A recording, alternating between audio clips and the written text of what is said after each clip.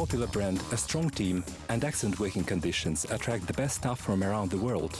The offices of popular IT market players are well known for style and comfort. Let's have a look at the places where they make miracles in the realm of technologies.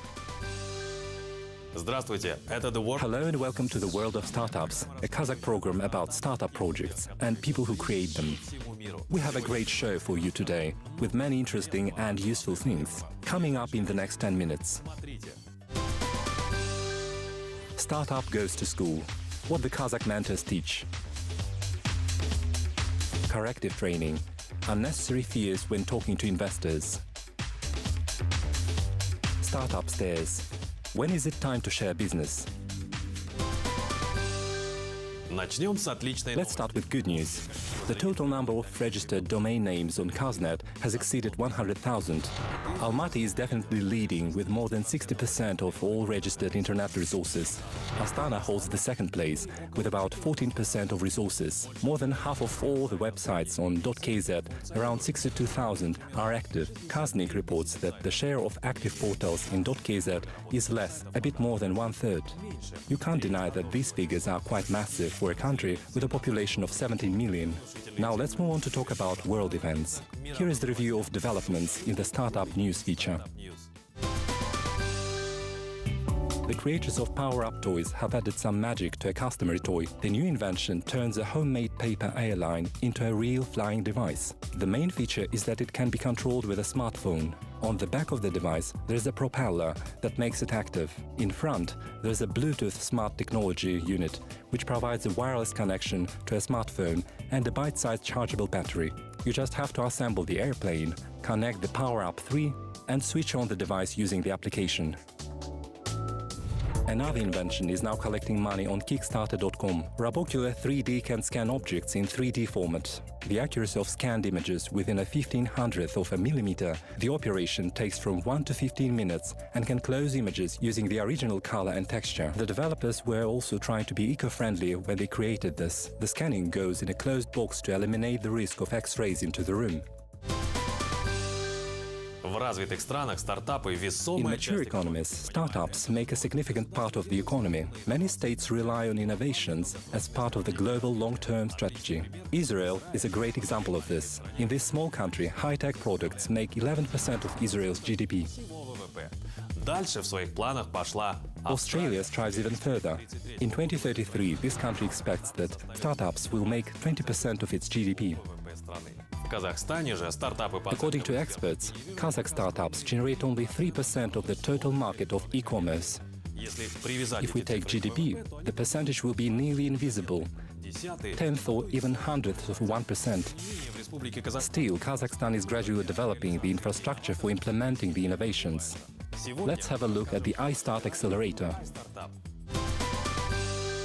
A startup accelerator aims to select the best projects, provide intensive support from personal mentors and experts, help get grants for the seed stage, turn ideas into working tools and present them to potential investors, and then to venture capital funds and business angels. iStartup adheres to the same principle. There is always a problem. Smart guys have burning eyes, but no connections, no understanding where they can get money, and those who have money do not want to make a mistake.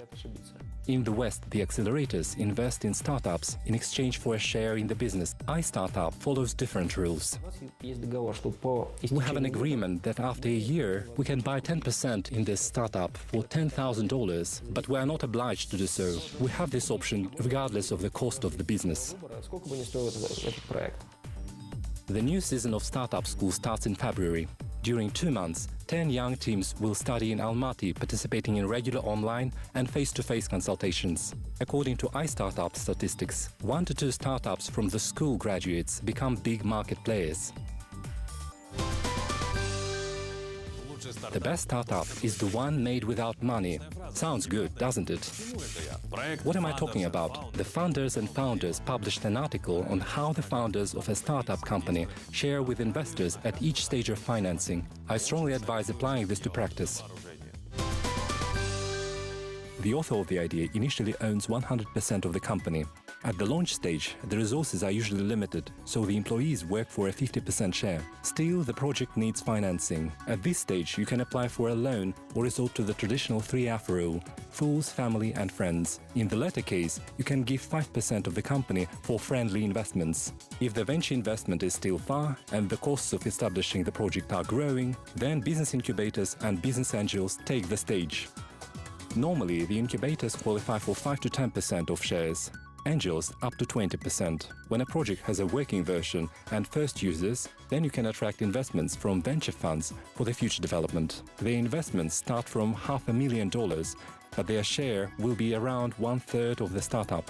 There are also other possible developments. A company can be acquired by a bigger player, or it may go to the IPO. Technically, an IPO is an easy way to collect money from millions of ordinary people. Besides, after the IPO, all co-founders and investors can convert or sell their shares. Kazakhstan possesses all elements of startup stairs, except the IPO. We have private investors, stage programs, and global funds that gradually start investing in local projects. And we just don't have any IPOs. We asked the well-known business angel Bernard Moon to give some advice to beginners in startups on how to avoid mistakes in negotiations with capital owners. Bernard Moon is the co-founder and titled partner of Korean business accelerator Spark Labs. With his extensive experience of investing in venture capital funds and banks, he acts as a mentor in Maka Lab, a business accelerator based in LA, and in 630, a business accelerator in the field of financial technologies from St. Louis. Bernard, from your observations, which mistakes do startups make when finding investments?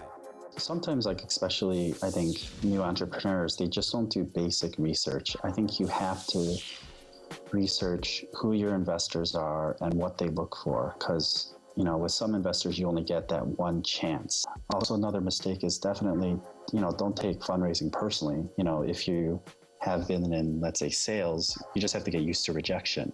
One, you don't take it personally. And then two, you learn from it.